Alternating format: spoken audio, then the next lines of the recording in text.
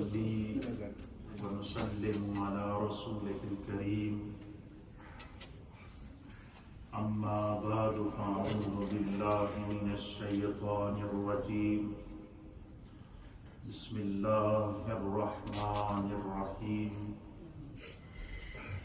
وعيسى وأيوب ويونس وهارون وسليمان صدق الله مولانا العظيم وصدق رسوله النبي الأمين الكريم إن الله وملائكته يصلون على النبي يا أيها الذين آمنوا صلوا عليه وسلموا تسليما اللهم صل على سيدنا ونبينا ومولانا محمد وعلى آل سيدنا ونبينا ومولانا محمد وبارك وسلم وصل عليه. حضرات محترم، قصص القرآن قصص انبیاء کا ایک بھرپور سلسلہ جاری و ساری ہے.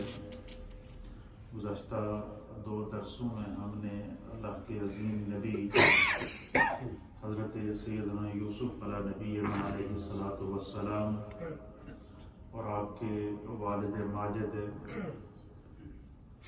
حضرت سیدنا یعقوب علیہ نبینا علیہ الصلوۃ والسلام کا تذکرہ کیا تھا اور سورہ یوسف کا پس منظر آپ کی خدمت میں پیش کیا تھا.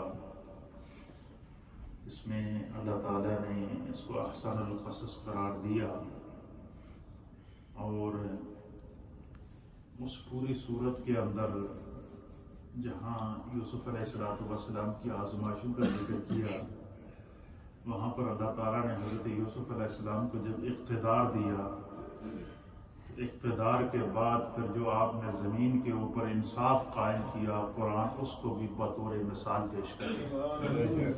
گویا کہ اس صورت میں جہاں اور اسباب ہیں وہاں ایک سبق یہ بھی ہے کہ اگر انسان کو اقتدار ملے، دولت ملے، ثروت ملے، عزت ملے، بادشاہت ملے، تو اسے زمین کے اوپر انصاف قائم کرنا چاہیے، اور جو بندہ زمین پر انصاف قائم کرتا ہے اس کا نام ہمیشہ سلامت رہتا ہے.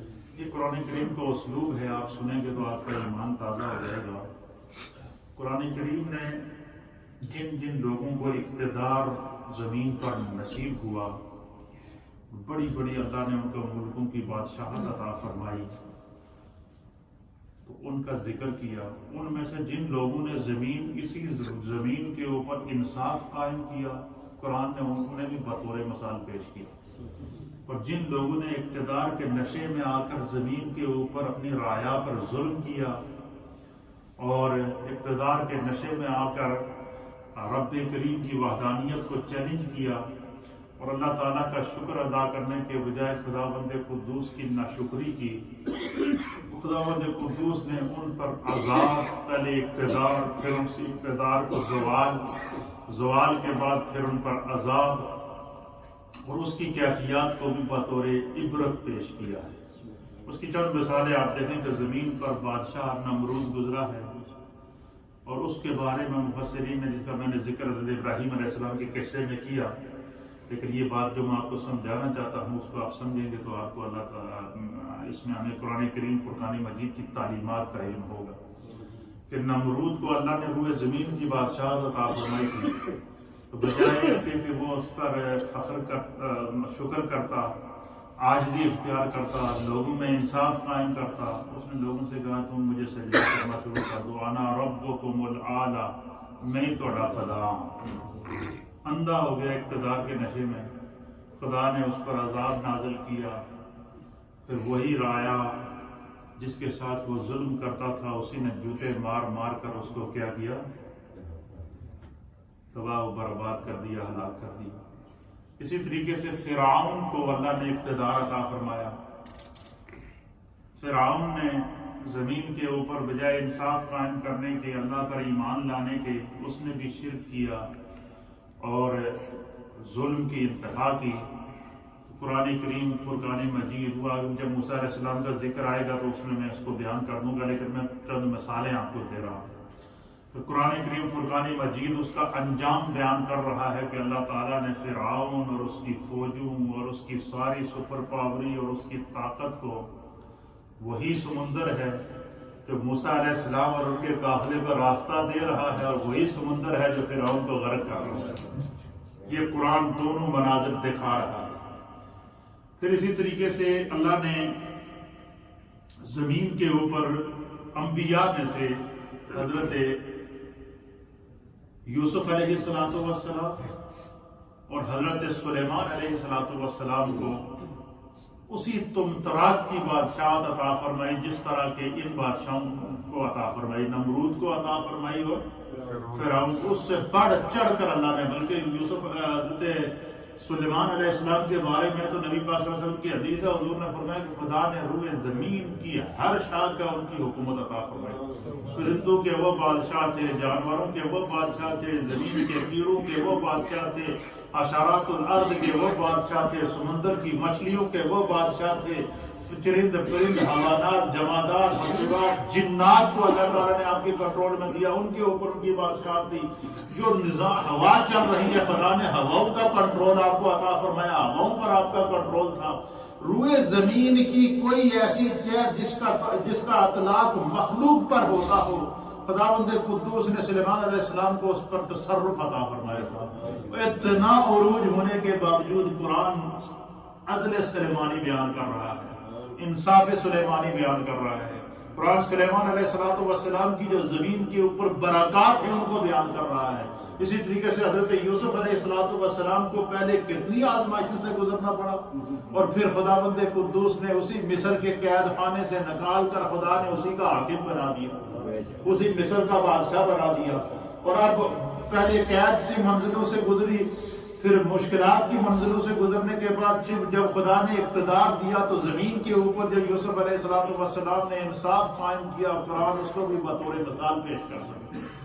تو یہ ایک نظام اللہ۔ اسی طریقے سے ایک بادشاہ ہے جس کا نام تھا ذوالقرنین۔ کیا نام تھا؟ اس کے بارے میں اختلاف ہے، بعض نے کہا جی کہ شاید یہ نبی تھے، اکثر مفسرین کی یہ رائے تھی کہ شاید یہ نبی نہیں تھے، ایک عام بادشاہ تھے، لیکن خدا ان کو بھی اللہ تعالیٰ نے مشرق سے مغرب تک کی حکومت عطا فرمائی تھی ذوالقرنین نے۔ اس نے زمین کے اوپر انصاف قائم کیا، قرآن نے اس کو بطور مثال پیش کیا۔ اب قرآن دونوں اینگل ہمارے سامنے رکھ رہا ہے۔ اس میں ہمارے آج کے دور کے روئے زمین کے جتنے حکمران ہیں، چاہے ان کا تعلق ملت کفر سے ہو یا ان کا تعلق ملت اسلام سے ہو، قرآن ہر ایک کو پیغام دے رہا ہے کہ جب خدا اقتدار دیتا ہے تو انسان کو جس زمین کا خدا تمہیں حاکم بناتا ہے، اس زمین کے اوپر عدل قائم کرنا، اس زمین پر انصاف قائم کرنا۔ اقتدار کا معنی یہ نہیں کہ اپنی دولتوں بھر لو، کسی چوکیدار دے خدا نے جو اکاؤنٹ میں جو نکل رہا ہے اتنے ارب روپے، کسی مالی دے اکاؤنٹ میں جو نکل رہا ہے اتنے ارب روپے، کسی اور کسی نے پتہ ہی نہیں۔ وہ ایک پاکستان کی نیب نے ایک بندے کو پکڑا، اس نے کہا جی تیرے اکاؤنٹ میں سے جو ہے وہ 6 ارب روپیہ نکلے۔ اسے ہے جی میں نے کہا عرب تک ہی نہیں، وہ تو گیا ہی نہیں، اس کو یہ بھی نہیں پتا کہ عرب ہوتا کیا ہے۔ میں نے تو کبھی عرب دیکھے ہی نہیں، میں تو پاکستان سے باہر گیا ہی نہیں ہوں۔ تو یہ ایسا بھی ہوتا ہے۔ پھر خداوند قدوس نے اس اقتدار کو چھینا اور کیا کیا؟ تختہ مشق بنایا۔ پھر کیا کیا؟ آج وہی لوگ اسلاموں کے پیچھے۔ یہ سب کچھ کیا ہے؟ یہ اللہ تعالیٰ انسان کو یہ قرآن کریم یہ پیغام دے رہا ہے کہ جب خدا کسی کو اقتدار یہ نہیں کہ بندہ حکومت ہی دے، اقتدار یہ ہے کہ آپ کے ذمہ جس چیز کو اللہ نے لگایا آپ اس کے حاکم ہیں۔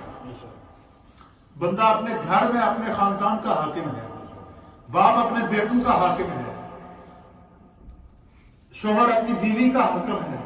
اسی طریقے سے ہر وہ چیز جو آپ کے زیر تصرف ہے، مثلا آپ کسی آفس میں کام کر رہے ہیں، اس آفس میں ڈیوٹی ہے کہ یہ کام آپ کے ذمہ ہے، آپ اس کام کے حاکم ہیں، آپ نے اس کام میں انصاف کرنا ہے، اولاد میں آپ نے انصاف کرنا ہے، بچوں میں آپ نے انصاف کرنا ہے، زمین پر آپ نے انصاف قائم کرنا ہے۔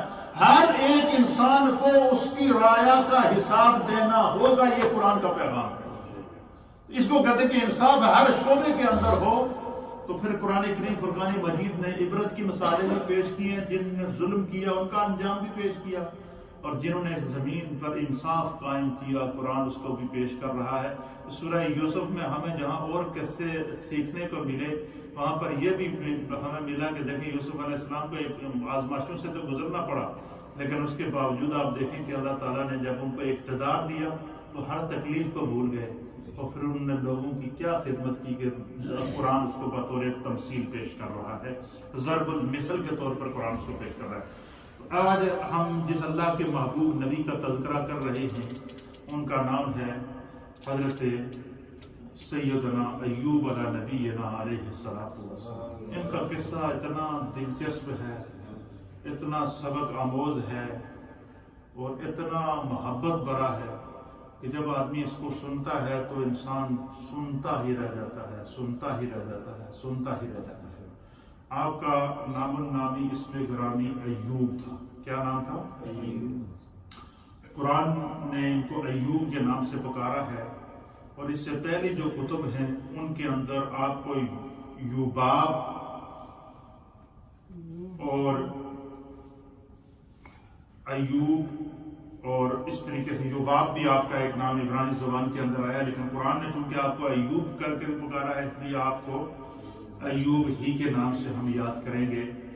تو قرآن کریم فرقان مجید کی 4 صورتوں میں اللہ تعالیٰ نے حضرت سیدنا ایوب علیہ السلام کا ذکر کیا ہے، اور ان صورتوں میں سورۃ النساء ہے، اور سورہ نساء کے اندر اللہ تعالیٰ نے آپ کا ذکر فرمایا ہے۔ سورہ انعام کی آیت نمبر 84 کے اندر اللہ نے آپ کا ذکر فرمایا ہے۔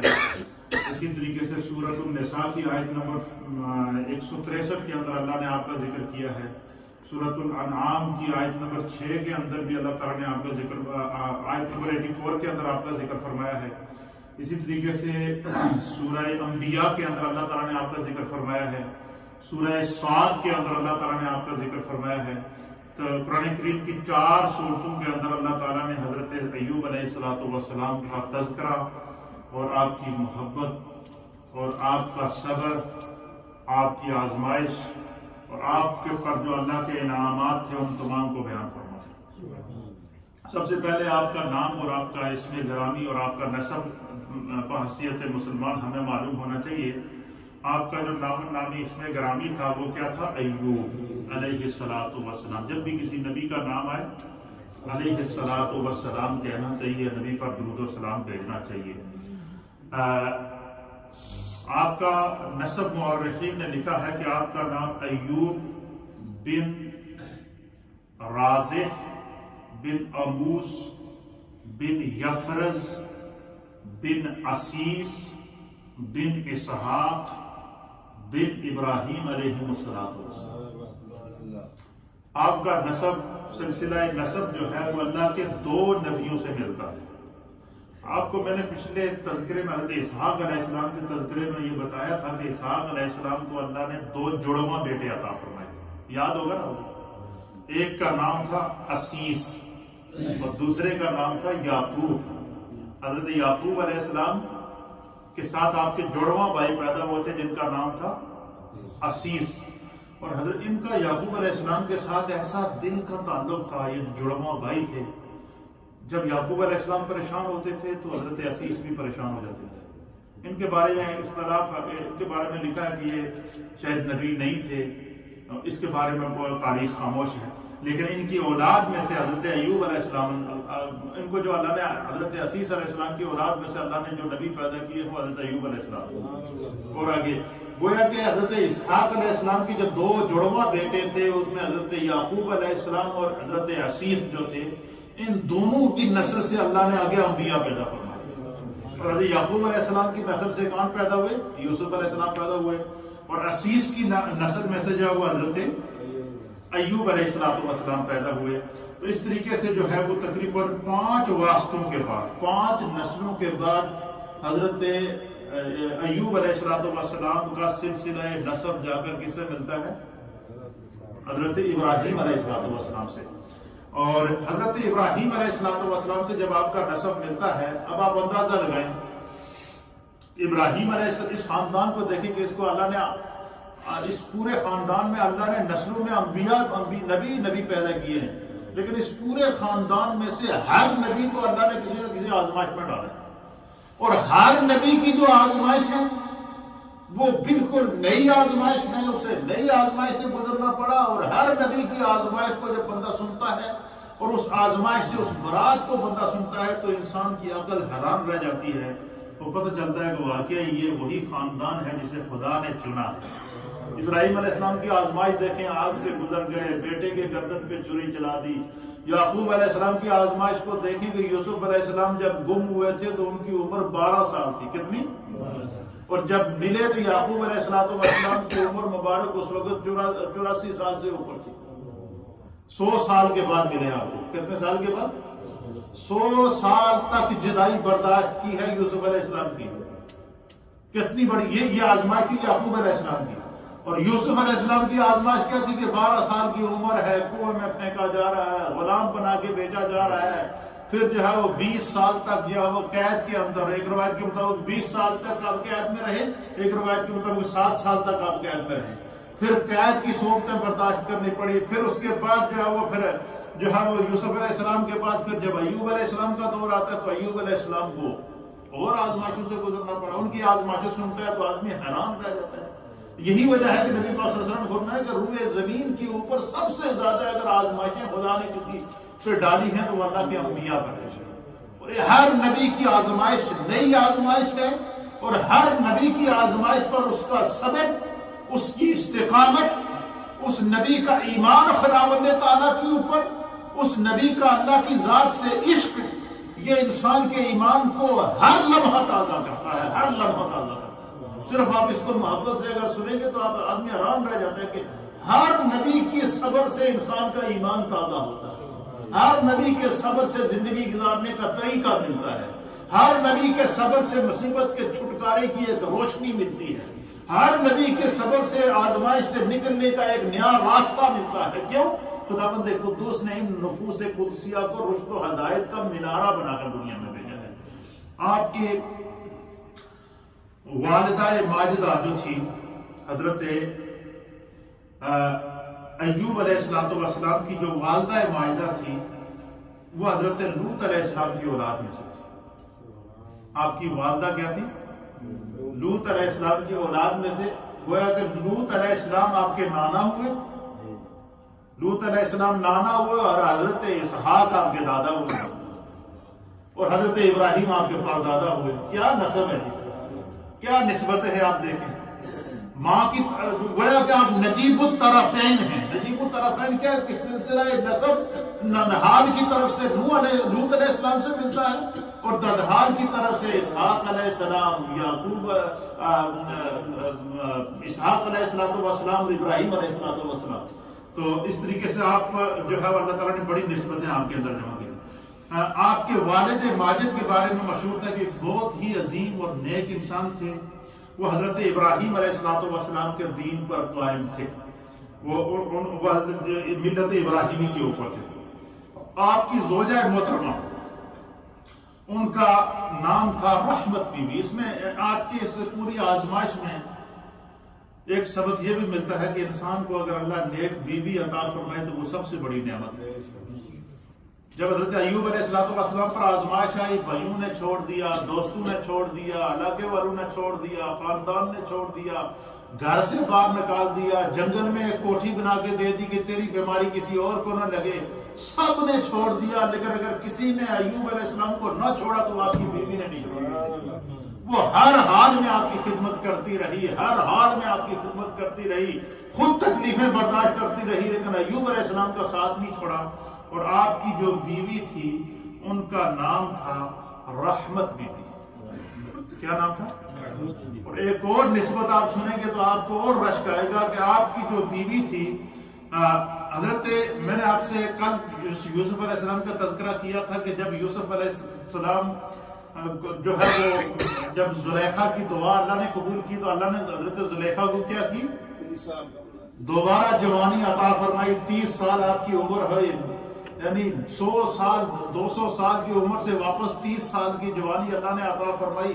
پھر جبریل علیہ السلام کے ذریعے ملائکہ کے ذریعے اللہ تعالیٰ نے فرمایا کہ یوسف کا زلیخا سے نکاح کراؤ. زلیخا کی سچی توبہ قبول ہو گئی, اس نے سچی توبہ کر لی ہے. اب حضرت زلیخا سے اللہ تعالیٰ نے یوسف علیہ السلام کو کیا عطا فرمائی تھی؟ اولاد عطا فرمائی تھی. اولاد کیا تھی؟ 2 بیٹے تھے اور 1 بیٹی تھی. کیا تھی یوسف علیہ السلام کی اولاد میں سے جو حضرت زلیخا سے تھی؟ وہ کیا تھی؟ 2 بیٹے اور 1 بیٹی تھی. یوسف علیہ السلام کی وہ جو بیٹی تھی اس کا نام تھا رحمت بی بی. کیا نام تھا؟ اور وہ یوسف علیہ السلام کی وہ بیٹی وہ حضرت ایوب علیہ السلام کی بیوی تھی. اب یہ دیکھیے اب اس کے اندر کہ وہ کیسے ایوب علیہ السلام کا آزمائش میں ساتھ چھوڑتی. اس کے اندر خون یوسفی نہیں تھا. اس نے یوسف علیہ السلام کی آزمائشیں انہوں نے اپنے والد کی آزمائشیں نہیں دیکھی تھی, نہیں سنی تھی. انہوں نے اپنے دادا حضرت یعقوب علیہ السلام کی آزمائشیں نہیں سنی تھی. انہوں نے اپنے پردادا حضرت ابراہیم علیہ السلام کی آزمائشیں نہیں سنی تھی. انہوں نے اپنے دادا حضرت اسماعیل علیہ السلام کی چھری کے نیچے آنے کی آزمائش کو نہیں دیکھا تھا. تو ایوب علیہ السلام کو جب سب نے چھوڑ دیا تو آپ کی بیوی جو رحمت بیوی تھی یہ حضرت یوسف علیہ السلام کی بیٹی پوتی تھی.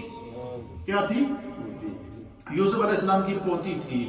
اور یعنی یوسف علیہ السلام کی جو بیٹے کی بیٹی تھی, یہ یوسف علیہ السلام کا جو بیٹا تھا اس کی بیٹی تھی, یہ رحمت بیوی اس کا نام تھا. تو گویا یہ یوسف علیہ السلام حضرت ایوب علیہ السلام کے سسر تھے. سمجھ گئے نا آپ؟ تو یہ اس طرح ایوب علیہ السلام کے اندر رشتے میں بڑی نسبتیں تھیں. کیا نسبتیں تھیں؟ کہ آپ کی والدہ لوط علیہ السلام کی اولاد میں سے تھی.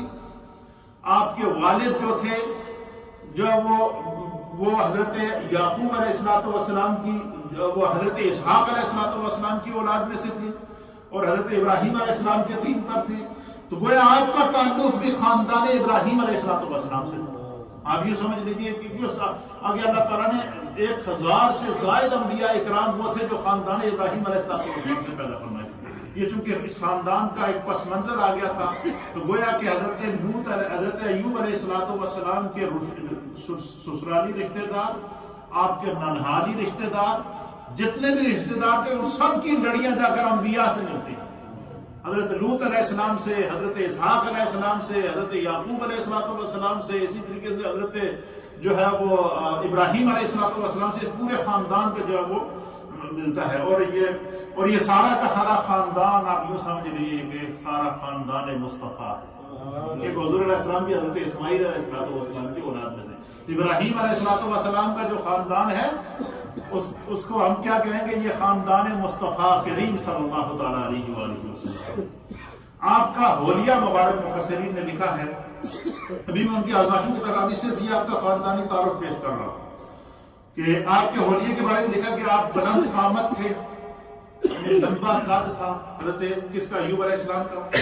گگریالے بال تھے, بڑی آنکھیں تھی, سراپائے حسن و جمال تھے, گردن چھوٹی تھی, چوڑے سینے والے تھے, موٹی پنڈلیاں تھیں اور آپ کی کلائیاں نورانی تھی. آپ کے القاب میں مشہور تھا کہ آپ صابر ہیں. اور قرآن کریم فرقان مجید میں بھی اللہ تعالیٰ نے آپ کے صبر کو اس طرح بیان فرمایا کہ وجدناہ صابرا, کہ بے شک ہم نے انہیں صبر کرنے والا پایا. حضرت عبداللہ ابن مسعود رضی اللہ تعالیٰ عنہ بیان کرتے ہیں کہ قیامت کے دن حضرت ایوب علیہ السلام کو اللہ تعالیٰ اس طرح پکارے گا کہ یا سید الصابرین. اللہ اکبر. اب آپ اندازہ لگائیں دنیا میں بڑے بڑے صابر گزرے ہیں. نبی پاک صلی اللہ علیہ وسلم نے فرمایا کہ میدان محشر لگے گا, حضرت آدم علیہ السلام سے لے کر نبی پاک صلی اللہ علیہ وسلم تک سارے انبیاء اپنی اپنی امتوں کے ساتھ موجود ہوں گے. اس میدان محشر کے اندر ہر امت موجود ہوگی. وہاں خدا کی طرف سے ندا آئے گی کہ یا سید الصابرین, اے صابروں کے سردار کھڑے ہو جاؤ تاکہ پورا محشر تمہارا دیدار کرے. کیا بات ہے جی. آپ دیکھیں یہ کوئی معمولی اعزاز تو نہیں ہے, یہ اعزاز کس کی طرف سے ہے؟ خدا کی طرف سے. آخر وہ کیا صبر تھا کہ اللہ قیامت میں بھی ان کے صبر کا ذکر کرے گا. اللہ قرآن میں بھی ان کا صبر ذکر کر رہا ہے. اس سے پہلے جو سابقہ کتابیں نازل ہوئی ہیں خدا نے اس میں بھی اس کا صبر کا ذکر کیا ہے. اور یہ قرآن میں سارا قصہ ایوب علیہ السلام بیان کر کے ان کی آزمائشوں پر صبر کو بیان کر کے اللہ ہمیں یہ تعلیم دے رہا ہے کہ انسان کی زندگی میں نشیب و فراز آتے رہتے ہیں. بڑی بڑی آزمائشیں آتی ہیں. کبھی اقتدار آ گیا، کبھی چھن گیا، کبھی دولت آ گئی، کبھی چھن گئی، کبھی مال آ گیا، کبھی چھن گیا، کبھی اولاد آ گئی، کبھی چھن گئی، کبھی آزمائشیں آ گئی، طوفان آ گئے، ابتلائیں آ گئی. ہر طرح سے دور سے انسان کو گزرنا چاہیے، لیکن کسی بھی حال میں انسان کا جو دل ہے، انسان کی جو فکر ہے، انسان کا جو خیال ہے، وہ اپنے رب سے اس کا تعلق نہیں ٹوٹنا چاہیے. فرمایا جس کا رب سے جتنا تعلق مضبوط ہوگا اتنی ہی آزمائشیں ہوں گی اور اتنا ہی خدا کی طرف سے اس کو انعام ملے گا. اور اس کی مثال حضرت ایوب علیہ السلام. فرمایا کہ قیامت کے دن آپ کو اللہ تعالیٰ کیا سید الصابرین کہہ کر پکارے گا. تو گویا آپ کے القابات میں سے ایک لقب کیا تھا؟ سید الصابرین. اگر آپ سے کوئی پوچھے کہ سید الصابرین کس کا لقب ہے تو اللہ کے نبی حضرت ایوب علیہ السلام. اور پھر اللہ کے حبیب علیہ السلام نے فرمایا کہ جب لوگ مختلف گروہوں میں جنت میں داخل ہو رہے ہوں گے تو حضرت ایوب صبر کرنے والوں کے سردار ہوں گے. اللہ اکبر. حضور فرماتے ہیں کہ ہر گروہ جو صابروں کا جو گروہ جنت میں داخل ہوگا ایوب علیہ السلام اس کی قیادت کر رہے ہوں گے. فرمایا کہ آپ کا دوسرا لقب صدیق تھا. کیا تھا؟ حضرت ایوب علیہ السلام کا دوسرا لقب صدیق تھا، اور یہ بھی اللہ نے آپ کو صدیق کا لقب عطا فرمایا. صابر کا لقب بھی اللہ نے آپ کو عطا فرمایا، صدیق کا لقب بھی اللہ نے آپ کو عطا فرمایا. اور یہ کمال دیکھیے کہ اللہ تعالیٰ نے اگر آسمان سے کسی کے لیے صدیق کا لقب استعمال کیا ہے، کسی کو اعزاز صدیقیت عطا فرمایا ہے، تو وہ دو اشخاص ہیں. ایک حضرت سیدنا ایوب علیہ السلام کو اللہ نے صدیق کہا ہے، اور ایک جناب سیدنا ابو بکر صدیق رضی اللہ تعالیٰ عنہ کو خدا نے صدیق کہہ کر کے پکارا. اللہ اکبر. یہ کیا کم اعزاز ہے. حضرت ایوب علیہ السلام تو اللہ کے برگزیدہ نبی ہیں، پیغمبر ہیں، اولو العزم نبیوں میں سے آپ کا شمار ہوتا ہے. لیکن صدیق اکبر نبی تو نہیں تھے نا. صدیق اکبر کے خزانے میں صرف ایک ہی دولت تھی، وہ محبت مصطفیٰ کی. ایک ہی دولت تھی، وہ عشق مصطفیٰ کی تھی. اور یہی وجہ ہے کہ حضرت ایوب علیہ السلام کو صدیق اللہ نے کیوں کہا؟ انہوں نے اپنا مال، دولت، جو کچھ تھا ہر چیز اللہ کے راستے میں قربان کر دی، اور جو کچھ خدا نے عطا کیا تھا قربان کر دیا. اور یہی مثال سیدنا صدیق اکبر کے اس میں ملتی ہے کہ جب نبی پاک صلی اللہ علیہ وسلم نے فرمایا کہ اسلام کے لیے مال کی ضرورت ہے، تمام صحابہ اپنی اپنی استطاعت کے مطابق مال لے کر آئے، لیکن صدیق اکبر گھر کا گھر اٹھا کر نبی پاک کے قدموں میں لے کر. تو اللہ کے حبیب علیہ السلام نے جو ہے وہ آپ کو صدیق کا اللہ کی طرف سے بھی لقب ملا، اور نبی پاک کی طرف سے آپ کو یہ اعزاز ملا. تو اللہ نے حضرت ایوب علیہ السلام کا ایک لقب، اللہ نے ایک اعزاز آپ کو صدیق کا عطا فرمایا تھا. اور کہتے ہیں کہ صبر، استقامت اور تقوی میں حضرت ایوب علیہ السلام وہ ضرب المثل تھے، اور ہر موقع کے اوپر آپ نے صداقت کے دامن کو نہیں چھوڑا. اس لیے اللہ تعالیٰ نے آپ کو صدیق کا لقب عطا فرمایا. حضرت ایوب علیہ السلام کے بارے میں کہتے ہیں کہ جب قرآن پاک کا ہم جب مطالعہ کرتے ہیں تو قرآن پاک بتاتا ہے کہ سیدنا حضرت ایوب علیہ السلام ایک صالح اور قرآن نے آپ کا ذکر کیسے کیا. قرآن کہتا ہے کہ حضرت ایوب علیہ السلام ایک صالح اور صابر بندے تھے اللہ کے. پھر اللہ تعالیٰ نے ان کی عظمت کو قرآن کے اندر مختلف صفات اور کمالات کے ساتھ بیان فرمایا. پھر اللہ تعالیٰ نے ان کو مال و دولت، دنیا کی جتنی دولتیں تھیں نا مال و مویشی کے اعتبار سے، اللہ تعالیٰ نے حضرت ایوب علیہ السلام کو بے حساب عطا فرمایا. اس کی آپ مثال سنیں گے آپ کا ایمان تازہ ہو جائے گا. سنیے کہ اللہ تعالیٰ نے حضرت ایوب علیہ السلام کو پہلے جو نعمتیں عطا کی ہیں وہ کیا تھی، پھر جب وہ نعمتیں چھنی تو پھر آزمائش آئی. پہلے نعمتیں ملی ہیں. نعمتیں کیا کیا ملی ہیں اس کے بارے میں علامہ فخر الدین رازی رحمۃ اللہ علیہ نے تفسیر کبیر کے اندر، صاحب روح البیان نے جلد نمبر 8 صفحہ 63 کے اوپر، اسی طریقے سے جو ہے وہ صاحب روح المعانی نے جلد نمبر 18 اور صفحہ نمبر 80 کے اوپر، اور علامہ ابن عساکر نے جلد نمبر 10 اور صفحہ نمبر 58 کے اوپر اس پوری حضرت ایوب علیہ السلام کو جو خدا نے نعمتیں دی تھی ان کا ذکر فرمایا. وہ سنیے کیا کیا نعمتیں دی تھی. آپ فرماتے کہ اللہ تعالیٰ نے ان کو مال و دولت، مویشی، اہل و عیال، صحت و قوت سب کچھ عطا فرمایا. کیا عطا فرمایا؟ سب کچھ عطا فرمایا. پھر اللہ تعالیٰ نے انہیں آزمائش میں ڈالا. کیا کیا؟ آزمائش میں ڈالا. پھر سب کچھ ان سے چھن گیا مگر انہوں نے دامن صبر اور رضا الہی کو نہ چھوڑا. پہلے مال و دولت اتنا ملا، اس کی آگے تفصیل آئی، آپ سنیں گے کیا کیا مال و دولت ملا تھا. آپ نے پھر فرمایا کہ صبر و رضا الہی کو نہ چھوڑا. اس امتحان میں کامیاب ہونے کے بعد اللہ تعالیٰ نے ان سے جو کچھ چھینا تھا پھر دوبارہ واپس عطا کر دیا. جو کچھ چھینا تھا وہ کیا کر دیا؟ دوبارہ واپس عطا فرما دیا.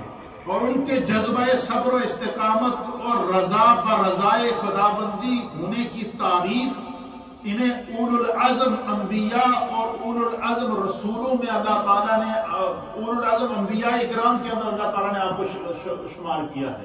یہ انعام اللہ تعالیٰ نے آپ کو عطا فرمایا. کتب سابقہ کے اندر آپ کا جو نام تھا وہ یوباب تھا. تورات کے اندر، انجیل کے اندر جو آپ کا نام آیا وہ کیا تھا؟ یوباب. اور اسی کو عربی زبان کے اندر ایوب کہتے ہیں. اچھا، حضرت ابراہیم علیہ السلام کے زمانے سے 100 سال بعد آپ کی پیدائش ہوئی. کتنے 100 سال بعد ہوئی ہے؟ 100 سال. اور بعض مفسرین نے لکھا ہے کہ اس میں اختلاف بھی کیا ہے، کسی کو کچھ نے بڑھا کر پیش کی، کچھ نے کم کر کے پیش کی. بہرحال 100 سال کا زمانہ اس کے اوپر بعض مفسرین نے کہا کہ حضرت ابراہیم علیہ السلام کے زمانے 100 سال کے بعد آپ کو اللہ تعالیٰ نے نبوت اور اس علاقے کے اندر آپ کو بھیجا. حضرت ایوب علیہ السلام کے بارے میں آپ کے صفات اور آپ کے کمالات اور آپ کے اخلاق کا ذکر صاحب روح البیان، صاحب تفسیر روح المانی اور صاحب تفسیر تبیان القرآن اور صاحب تفسیر مظہری آپ کے اخلاق کریمانہ اور آپ کے صفات اور کمالات کو کس طرح ذکر کرتے ہیں وہ سنیے. آپ فرماتے ہیں کہ حضرت ایوب علیہ السلام نہایت ہی غریب نواز اور فقیروں کے، غریبوں کے اور ضرورت مندوں کے از حد ہمدرد تھے. بہت ہی ہمدردی کرتے تھے. کسی غریب کو دیکھتے تو تڑپ جاتے، کسی ضرورت مند کو دیکھتے تو تڑپ جاتے. پھر اس کی مثال دیا، کہتے ہیں کہ آپ اس وقت تک کھانا نہیں کھاتے تھے جب تک آپ کے دسترخوان پر 10 غریب آدمی نہ بیٹھتے تھے. ہمیشہ 10 غربا کو آپ دسترخوان پہ بٹھا کر کیا کرتے تھے؟ کھانا کھلاتے تھے. اس وقت تک کپڑا نہیں پہنتے تھے کوئی نیا جب تک 10 غربا کو کپڑے نہ پہنا دیں. یہ حضرت ایوب علیہ السلام کی دیکھیں جو کریمی تھی، جو اخلاق تھے. کہتے تھے کہ خیرات کا دروازہ ہر وقت حضرت ایوب علیہ السلام کا کھلا رہتا تھا، غریبوں کا مجمع لگا رہتا تھا، ضرورت مند آتے تھے اور اپنی مرضی کے مطابق اپنی ضرورت کو پورا کر کے جاتے تھے. ہمارے کو ضرورت مند آئے تو ہم اس کو دیتے بھی اور ساتھ میں تانے بھی مارتے ہیں. یہ ہے ہماری عادت یا نہیں؟ انہوں نے دروازے چاروں طرف سے کھولے ہوتے تھے اور جو بھی ضرورت مند آتا تھا اسے کہتے پہلے جو تمہاری ضرورت ہے وہ لے لو، پھر اس کے بعد میں بھی تمہیں دوں. وہ اپنی ضرورت پوری کر لیتا، پھر آپ اس کو کریمانہ غریب نواز جو تھے، اللہ نے آپ کو جو غریب نواز بنایا تھا. تو حضرت کہتے ہیں کہ وہ خیرات کا دروازہ ہمیشہ کھلا رہتا. شب و روز اللہ کی عبادت میں مصروف رہتے. دولت کی فراوانی ہوتی، آپ کے اونٹوں کے ریوڑ الگ چلتے تھے، گائے کے ریوڑ الگ چلتے تھے، بکریوں کے ریوڑ الگ چلتے تھے، بیڑوں کے ریوڑ الگ چلتے تھے. بیل جو بیل آپ کی زمینوں کے اوپر ہل جوتتے تھے ان کے بارے میں لکھا کہ وہ 500 جوڑیاں تھیں. 500 بیلوں کی جوڑیاں تھیں اور ہر بیل کی جوڑی کے ساتھ جو وہ آپ نے کیسان مقرر کیے ہوتے تھے. اور جتنے لوگ آپ کے جانوروں کی خدمت، جو ہزاروں کی تعداد میں آپ کے جانور ہوتے تھے، ان کی خدمت پر جو لوگ متعین ہوتے تھے ان میں سے ہر ایک کو فیملی مکان بنا کے دیا ہوا تھا. ہر ایک کو رہنے کے لیے فیملی مکان بنا کے دیا تھا. ہر ایک کی باری تنخواہ مقرر کی تھی اور ہر ایک کے خاندان کا تمام خرچ جو ان کے کھانے پینے کا تھا وہ ہر ایک کو گھر میں خود بھجواتے تھے. یعنی یہ عالم تھا آپ کی دولت اور ثروت کا جو اللہ تعالیٰ نے حضرت ایوب علیہ السلام کو عطا فرمایا. آپ سنیں تو آپ حیران ہو جائیں. یہ انعام تھا خدا کی طرف سے. اور آپ ایک نیکوکار، صاحب روح المانی اور صاحب تفسیر تبیان القرآن اور صاحب تفسیر کبیر، آپ لکھتے ہیں کہ آپ ایک نیکوکار، پرہیزگار، مسکینوں پر رحم کرنے والے شخص تھے، حضرت ایوب علیہ السلام۔ آپ مسکینوں کو کھانا کھلاتے، بیوہ عورتوں اور یتیموں کی کفالت فرماتے تھے، یہ آپ کا طریق شعار ہوتا تھا۔ مہمانوں کی عزت کرتے تھے، مسافروں کو ان کی منزل مقصود تک پہنچانے کا اہتمام کرتے تھے۔ یہ سارے آپ کے اخلاق اور آپ کی صفات اور آپ کی سیرت کے تذکرے ہیں، جس کو یہ حضرت ایوب علیہ السلام کے۔ آپ اللہ تعالیٰ کی نعمتوں کا ہر لمحہ شکر ادا کرتے تھے، اور جتنا خدا کا شکر ادا کرتے اللہ اس سے کئی گنا زیادہ اس دولت، ثروت اور عزت میں اضافہ کرنا تھا۔ اللہ تعالیٰ نے آپ کے لیے دنیا کو وسیع فرما دیا، یعنی دنیا آپ کے لیے اتنی وسیع ہو گئی تھی کہ دنیا کے خزانے جو ہے وہ آپ کے آگے اور پیچھے اس کے ڈھیر لگے رہتے تھے، لیکن اتنی دولت ہونے کے باوجود، اتنا مال ہونے کے باوجود، مفسرین نے لکھا کہ حضرت ایوب علیہ السلام اس کی طرف نظر اٹھا کر بھی نہیں دیتے۔ تکبر تو دور کی بات ہے، ان کا ایک ہی کام ہوتا تھا دن رات خدا کا ذکر کرنا، تسبیح کرنا۔ فرمایا کہ شام کے علاقہ میں آپ کی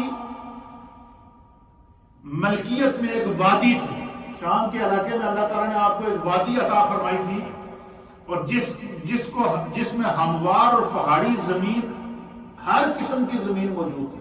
شام کے علاقے میں اللہ نے ایک پوری وادی آپ کو عطا فرمائی تھی، جس میں فصلی زمینیں بھی تھی، جس میں پہاڑ بھی تھے، جس میں باغات بھی تھے، جس میں پھل بھی تھے، جس میں جنگل بھی تھے، جس میں پھول بھی تھے، جس میں نہریں بھی تھی، جس میں چشمے بھی تھے۔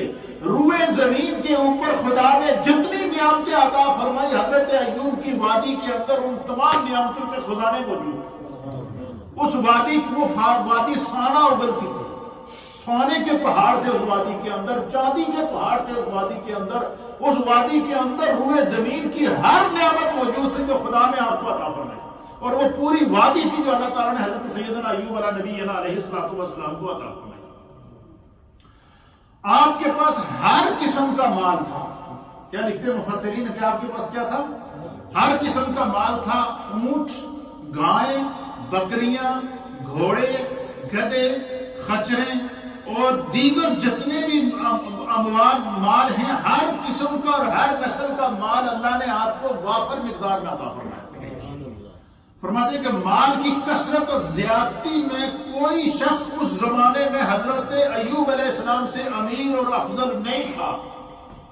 یعنی اس زمانے میں روئے زمین کا سب سے بڑا امیر انسان اگر کوئی تھا دنیا کے اندر، اس زمانے کے اندر، اس زمین کی، اس پوری روئے زمین کے اوپر تو ان کا نام اللہ کے نبی حضرت ایوب علیہ السلام تھا۔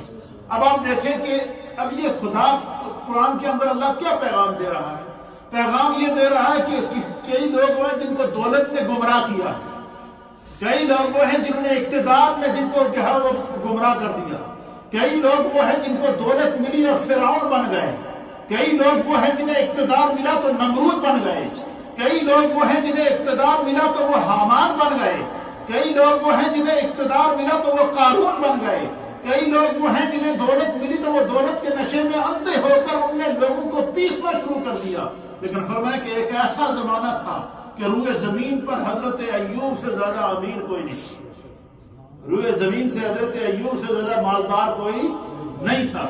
روئے زمین میں حضرت ایوب سے جو نعمتیں اللہ نے دی تھی ایسی کسی کو نہیں دی تھی، اور اس دور کے آپ سب سے افضل انسان تھے۔ پھر لکھتے ہیں کہ آپ کے پاس 500 بیلوں کی جوڑیاں تھیں جن کو 500 غلام جوتتے تھے، اور ہر غلام کے پاس ایک بیوی، اولاد، مال تھا، اور ہر جوڑی کے لیے آپ سامان اکٹھا کرتے تھے، اور ہر جوڑی، ہر جو لوگ آپ کے مال کی خدمت پر متعین ہوتے تھے ان سب کے لیے گھر بنائے ہوتے تھے، اور آپ نے اسپیشل خچر رکھے ہوتے تھے جو آپ کے مال کے اوپر جو مزدور کام کرتے تھے ان کے گھروں میں غلہ پہنچانے کے لیے خچر رکھے ہوتے تھے، جو ہر انسان کے گھر میں جا کر غلہ کھانے پینے کی چیزیں دیتے تھے، ان کو مکان بنا کے دیے تھے۔ یعنی ہر زندگی کی سہولت انہوں نے اپنے خادموں کو عطا فرمائی تھی، اور آپ کو اللہ نے اولاد بھی بکثرت عطا فرمائی تھی۔ اچھا، اب یہ تو وہ کیا تھا، انعام تھا. اس کے بعد آزمائش شروع ہو. یہ سارا انعام تھا جو اللہ تعالیٰ نے حضرت ایوب علیہ السلام پر دیا. یہ پورا آپ کی سمجھ میں آ گیا ہوگا، اور اس کے تمام جزیات کو میں نے صرف اشاروں کا نام میں بیان کیا، اس کی تفصیلات نہیں، صرف اس لیے کہ تاکہ آپ کو یہ پتہ چل سکے کہ جب خدا کسی کو عطا کرتا ہے، اب اتنا مال ہونے کے باوجود کہ روئے زمین کا مفسرین کہتے ہیں کہ سب سے امیر آدمی، لیکن نہ تکبر، نہ غرور، نہ زیادتی، نہ ظلم، نہ کسی کا حق مارا، نہ کسی کے ساتھ ناانصافی کی، نہ کسی کے ساتھ ظلم کیا، زمین کے اوپر انصاف قائم کیا. پھر آپ کے انصاف کا کیا عالم تھا؟ فرمایا کہ انسانوں کی تخلیق اور ان کی عبادت اور ان کی معصیت اور ان کی اطاعت کے بارے میں فرشتوں کی ایک مجلس تھی، اس میں گفتگو چل رہی تھی چوتھے آسمان کے اوپر. فرشتوں کی مجلس تھی اور فرشتے زمین کے اوپر انسانوں کی جو رہن سہن ہے اس پر گفتگو کر رہے تھے. تو ایک فرشتے نے کہا، فرشتوں کا اجلاس ہے، فرشتوں کی مجلس ہے، وہاں پر ایک فرشتے نے کہا کہ آج روئے زمین پر ایوب سے بہتر انسان کوئی نہیں ہے. واہ واہ، ذرا تصور میں جائیں. آپ سارے سمجھدار لوگ ہیں، اللہ تعالیٰ نے ہر ایک کو عقل اور سمجھ عطا فرمائی ہے. فرمایا کہ فرشتوں کی مجلس تھی اور فرشتوں کے اجتماع کے اندر ایک فرشتہ کھڑا ہوا اور اس فرشتے نے کہا کہ آج روئے زمین پر ایوب سے بہتر کوئی انسان نہیں ہے. وہ بڑے فرشتہ کیا کر رہا ہے؟ فرشتہ حضرت ایوب علیہ السلام کے فضائل کہاں بیان کر رہا ہے؟ فرشتوں کی مجلس میں. کہ پہلی اس نے فضیلت کیا بیان کی کہ روئے زمین پر ایوب علیہ السلام سے بہتر کوئی انسان اس وقت نہیں ہے. دوسری فضیلت فرمایا کہ وہ بڑے ایماندار، زاہد اور عابد ہیں. یہ کون کہہ رہا ہے؟ فرشتہ کہہ رہا ہے، فرشتوں کے سامنے آپ کے کمالات کو بیان کر رہا ہے. اللہ تعالیٰ نے انہیں رزق بھی بہت زیادہ عطا فرمایا ہے، یہ فرشتہ بیان کر رہا ہے، اور ان کی عمر بھی بہت زیادہ ہو گئی ہے. وہ بڑے سخی ہیں، ان کے مال میں سائل اور محروم کا حق مقرر ہے. اللہ تعالیٰ نے ان کے مال کے اندر ہر ضرورت مند کا حق مقرر کیا ہوا، اور ہر ضرورت مند اپنا حق سمجھ کر ان کے مال سے تصرف کرتا ہے. یہ فضیلت کون بیان کر رہا ہے؟ فرشتے بیان کر رہے ہیں فرشتوں کے اجتماع کے اندر. پھر فرشتے نے کہا کہ اتنا مال ہونے کے باوجود، اتنی دولت ہونے کے باوجود، اتنا اقتدار ہونے کے باوجود، اتنی ثروت ہونے کے باوجود حضرت سیدنا ایوب علیہ نبینا علیہ السلام کی عبادت کا کیا منظر ہے؟ فرشتہ کہتا ہے فرشتوں سے کہ زندگی کے ہر لمحے میں وہ شب و روز عبادت اور شکر میں بسر کر رہے ہیں. ہر لمحہ خدا کی عبادت، خدا کے ذکر اور اس کے شکر میں بسر کر رہے ہیں. ان کی عبادت امیر اور مالدار لوگوں کے لیے بہترین اسوہ اور دلیل ہے. یہ اب حضرت ایوب علیہ السلام کی دولت، اس دولت کے اوپر آپ کا انصاف، اتنی امیری کے بعد جو خداوند قدوس سے آپ کا تعلق اور عبادت، اور جو اللہ تعالیٰ کی بارگاہ میں آپ کا ہر لمحہ اس کی تسبیح اور تحلیل اور اس کی عبادت کرنا، اس کو فرشتے بطور ضرب المثل، بطور ایگزامپل، بطور مثال فرشتوں کے سامنے پیش کر رہے ہیں. یہ فرشتہ تقریر کر رہا تھا کس کے سامنے؟ فرشتوں کے سامنے. اور فضائل کس کے بیان کر رہا تھا؟ ایوب علیہ السلام نے. تو وہاں سے ابلیس کا گزر ہوگا، رک گئے قدم اس کے. کہنے لگا ایسا بھی انسان ہے دنیا میں جس کی صحابت کو فرشتے بیان کر رہے ہیں؟ ایسا بھی انسان ہے دنیا میں جس کے انصاف کو فرشتے بیان کر رہے ہیں؟ ایسا بھی انسان دنیا کے اندر ہے کہ جس کی عبادت کے اوپر فرشتے رشک کر رہے ہیں؟ ایسا بھی انسان ہے کہ جس کو مال دولت کے اوپر فرشتے رشک کر رہے ہیں، جس کے سجدوں پر فرشتے رشک کر رہے ہیں، جس کی تسبیحات پر فرشتے رشک کر رہے ہیں، جس کی تحلیلات پر فرشتے رشک کر رہے ہیں؟ اللہ اکبر. جل گیا، اثر میں آ گیا. یہ بات بڑی ناگوار گزری اس پر کہ یہ کس طریقے سے میں ایوب کو جو ہے وہ اللہ اور اس کے فرشتوں کی نظر میں گراؤں. پھر اس نے سازشیں کرنا شروع کر دی. اور پھر کیا ہوا اس کے بارے میں مفسرین نے لکھا. اس بات کو مکمل کر کے اس کو میں آج یہیں پہ اس درس کو ختم کروں گا. کل سے میں آپ کو بتاؤں گا کہ ایوب علیہ السلام پر کیا کیا آزمائشیں آئیں. کتنا عرصہ آزمائشیں رہیں، اور پھر ان آزمائشوں سے خداوند قدوس نے جب واپس بری کیا تو کیا وہ منظر تھا۔ یہ صرف وہ ہے جو خلاصہ میں نے آپ کے سامنے پیش کیا۔ تو اب کہتے ہیں کہ ابلیس نے بات سن لی اور وہ ان سے زیادہ دور نہیں تھا، اس سے یہ بات بڑی ناگوار گزری کہ کوئی انسان زمین میں اس قدر مخلص بندگی اور رتبے والا کاربند ہو، جس طرح ایوب علیہ السلام مخلص اور عبادت گزار ہیں، حالانکہ اس نے زمین میں فتنہ اور فساد کی قسم اٹھا رکھی ہے، سرکشی اور نافرمانی پھیلانے کا عزم کر رکھا ہے، آج تک اس کے شر سے کوئی شخص نہیں بچا، یہ ایوب مجھ سے کیسے بچ گیا؟ پھر وہ حضرت ایوب علیہ السلام کو اس نے آزمائش میں ڈالنے کے لیے اس نے سازش تیار کی۔ وہ سازش کیا تھی اس کو میں انشاءاللہ کل کے درس میں بیان کروں گا، کیونکہ یہ بہت ہی دلچسپ درس ہے اور آپ سنیں گے تو آپ کا ایمان تازہ ہوگا۔ اور پھر وہ اس نے سازش کیا تیار کی، پھر ایوب علیہ السلام کو کس طرح آزمائشوں سے گزرنا پڑا، پھر ان آزمائشوں سے اللہ نے کیسے برات عطا فرمائی، یہ کل کے درس میں بیان عرض کرنے کی کوشش کریں گے۔ صرف اتنی بات سمجھ لیجیے کہ قرآن کریم آج کے اس درس کے اندر کہ قرآن کریم ہمیں دو ایگزامپل دے رہا ہے۔ ایک ایگزامپل دے رہا ہے کہ دنیا میں خدا اگر کسی کو اقتدار دیتا ہے تو وہ اس کو چھیننے کی طاقت بھی رکھتا ہے۔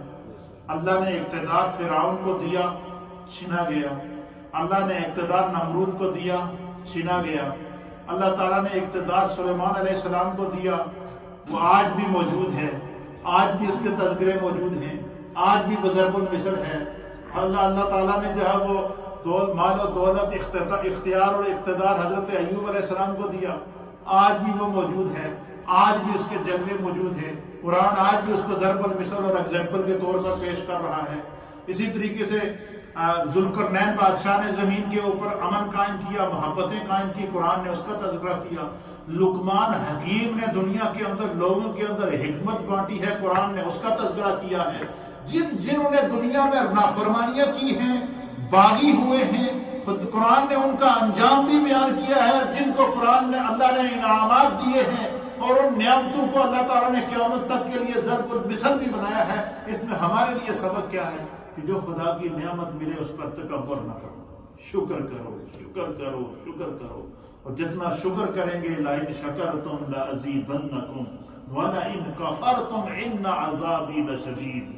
لازیدنکم کیا ہوگا؟ پھر اللہ تعالیٰ شاہی سلیمان شاہی کے جلوے عطا فرمائے گا۔ اللہ تعالیٰ حضرت ایوب علیہ السلام کی مال و دولت کی برکات عطا فرمائے گا۔ پھر آزمائش کے اوپر صبر ایوب اللہ تعالیٰ عطا فرمائے گا، اور پھر خداوند قدوس کی انسان کو معیت ملتی ہے۔ اللہ تعالیٰ ان پاکان امت کے تذکرے سے ہمیں اپنی اصلاح کی توفیق عطا فرمائے۔